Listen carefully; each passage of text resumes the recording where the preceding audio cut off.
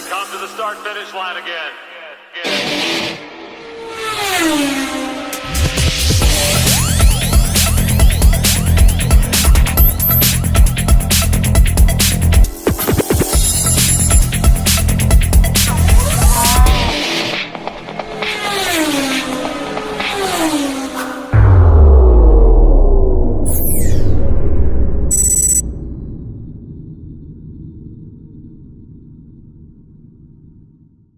Ladies and gentlemen, welcome to Melting of the Minds 2.0. How y'all doing? The manliest show on YouTube.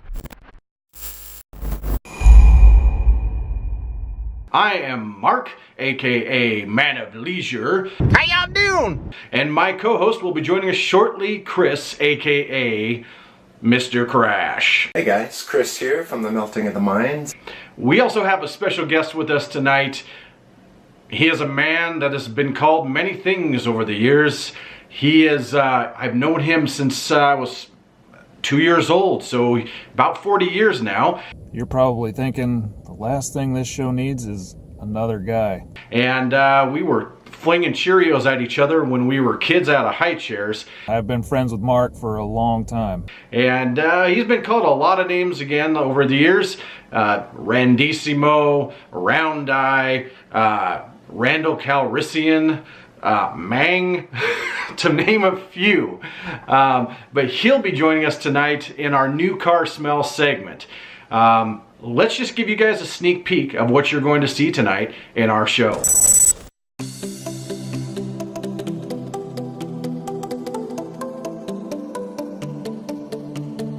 In tonight's episode, Chris talks about his love for the 80s. I explain the difference between a beer connoisseur and one that may need to seek treatment. And Crash gives you some insider tips on the new drone laws.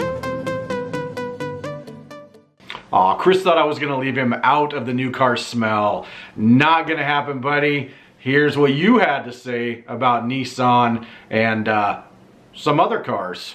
New car smell segment. Mark's got a guest speaker coming on. They'll be talking about the newest Nissan Z vehicle. I've got a long time love of this car, the Z car. Growing up in high school, I always wanted a 280Z. That was the car for me. And when I graduated high school and turned 18, that was my very first brand new car that I purchased. I purchased a 1985 300ZX Turbo, fully loaded, had 14 miles on it, and I was on cloud 9 for the next 2 years, literally. I spent months up until my 18th birthday test driving cars. I test drove the Vet, the Toyota Supra, the Mustang GT, the Mustang SVT, that was their smaller 4-cylinder turbo vehicle. It was actually really fast. Mazda RX-7, and so yeah, I wasn't happy. I kind of wanted the Vet, but I wasn't happy with the newer style. Later on in life, I had traded in my 300ZX for an 82 Corvette. That was the older style with the long hood. And so, but yeah, the 300ZX Turbo, that was my dream car. And after test driving all of those sports cars, none of them had the complete package that the Z had. It was fast. It was a 5-speed manual, and I could chirp the tires in third gear, so I was pretty proud of that. That's my experience with the Z. So, alright guys, thanks. Take care. Without further ado, let me introduce you to my best friend of over 40 years, aka Mr. Rice. Now, I love him way too much to call him that. So, without further ado, Mr. Round Eye, Randissimo. I'm going to have to come up with something better later. Man of the hour coming at you with his review on the 2018 Nissan Z. Yeah. Hello, ladies and gentlemen. So, Mark has asked me to come on this show and talk to you about emotions, thoughts, and feelings. That's right. It's time for New Car Smell. So, on today's version of New Car Smell, we've got the 2018 Z Concept. Now, from what I've read, it's got a multitude of options for the engine. Transmission looks like it could be a regular 6-speed or an automatic with paddle shifters like it has had in the past.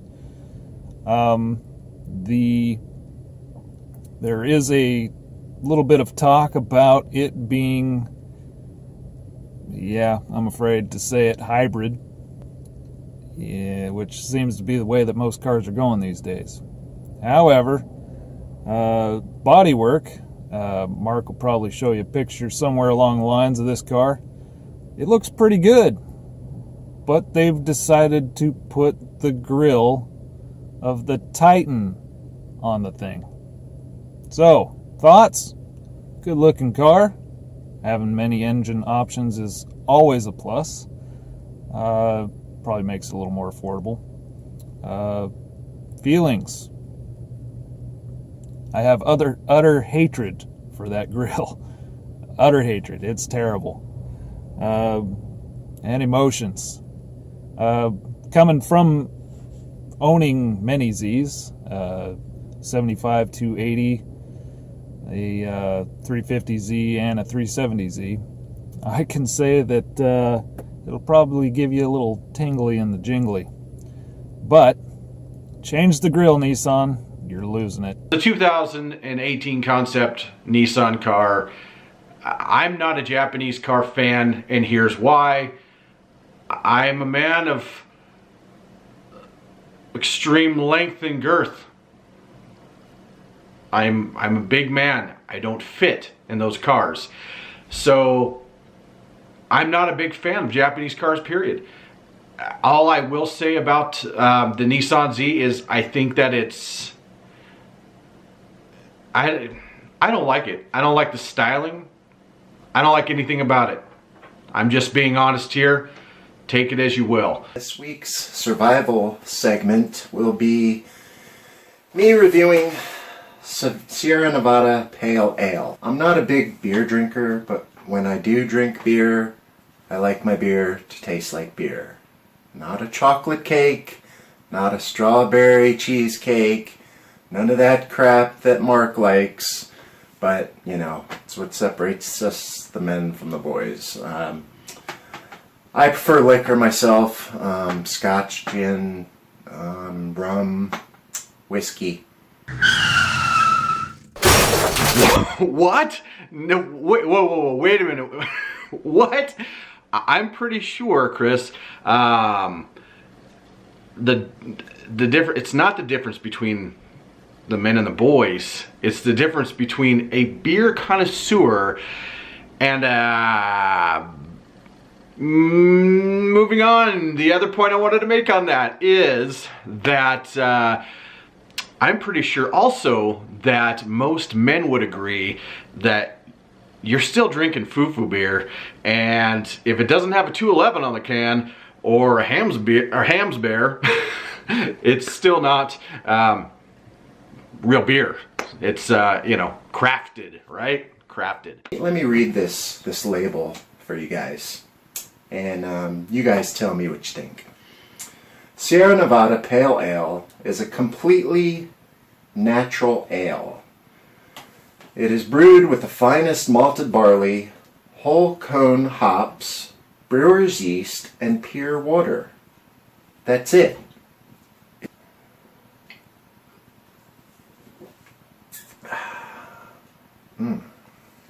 It's actually really good.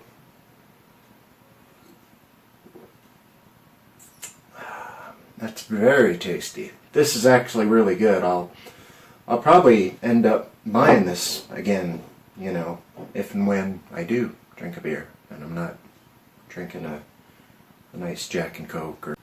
Yeah, that's actually really good. I like that. So, yeah, check it out, guys.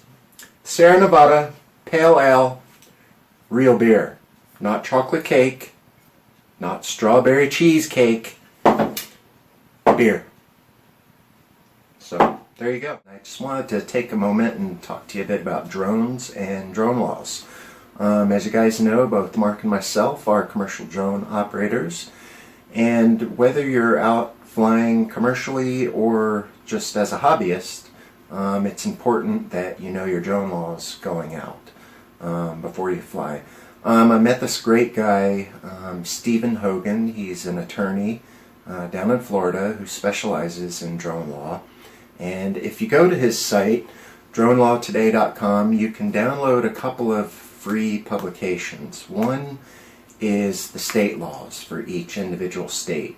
And this is current as of middle of December, I think it was. Both Stephen Hogan and Richard E. Doran put this publication out, and it's a great reference, great tool to have to put on your smartphone or your tablet in PDF form. So when you do go out flying, that you'll have this information on you. Living only a few hours from Utah, and less than an hour and a half from Wyoming, I don't always know the laws in the surrounding states, but it's great to have this information with you to reference whatever you want. So check out his site, dronelawtoday.com. Sign up, check out his YouTube channel. It's really great. He's got a ton of great helpful information and everything that has to do with drone law. Consumer Electronics Show last week, there were some numbers put out by the FAA. Over 670,000 drones are currently registered, and this is only since a little over a year ago when the FAA put the registration into place.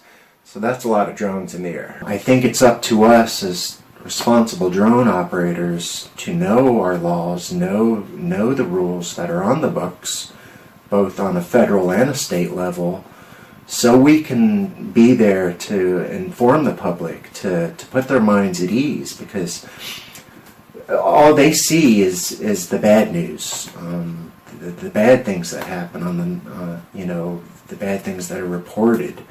You never hear about the hundreds of thousands of flights that happen every day of people out enjoying themselves, having a good time. And so I think that's one of the reasons that people are so afraid of drones. They think that, or they don't know that you can't, on most commercial drones like both my drone and Mark's drone, we don't have the zoom capability on our cameras to be able to peer in from 100 feet in the air, let alone 50 feet in the air, and see what you're doing in your living room or your bedroom. I mean, it's just, we don't have that, and most people don't know that. They think they see a drone overhead and they're afraid.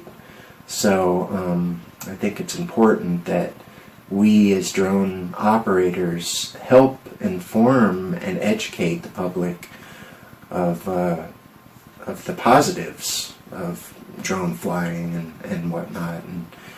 And so I wanted to ask Mark what he thought about that.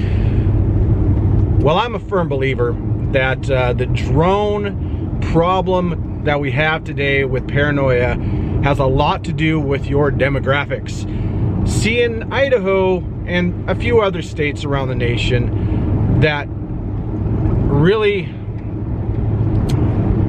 let me just put it to you this way. I'm gonna change things up just a little bit here, and I'm gonna talk to my people, because it's really only my people that are having a problem with these drones. So Let me just address my people.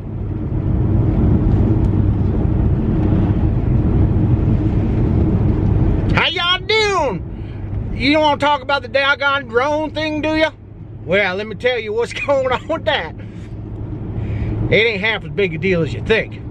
But I understand, given the fact that our state's been driven pretty much off of paranoia, and the people that are in it are either hiding from something, running from something, or they just did something. So let me just break that down to you. I'm gonna hit some ice right there. Well, I think that instead of blowing up the drones with your shotguns, you ought to realize that the government is a much bigger threat. That's right, the government. Okay.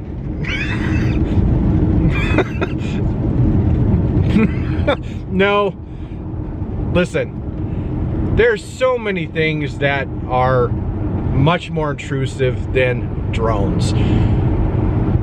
If somebody wanted to, they could look through your phone through its camera. They can listen to your conversations through your phone. They can use your TV, your smart TV, and look right back at you on the couch. There is no more privacy in this country. And if you think that a drone is really intrusive, you should probably come live in Idaho with the rest of us and join the crowd. Well, that's it for tonight, guys. Thanks so much for tuning in, and stay tuned for next week's episode. We have a new episode that comes out every Thursday night at 7 p.m. Mountain Time, and we'll see you next week. Until then, have a great one, and drive hard, and eat plenty, and be fun, and be good to your family. See ya. Going down for it.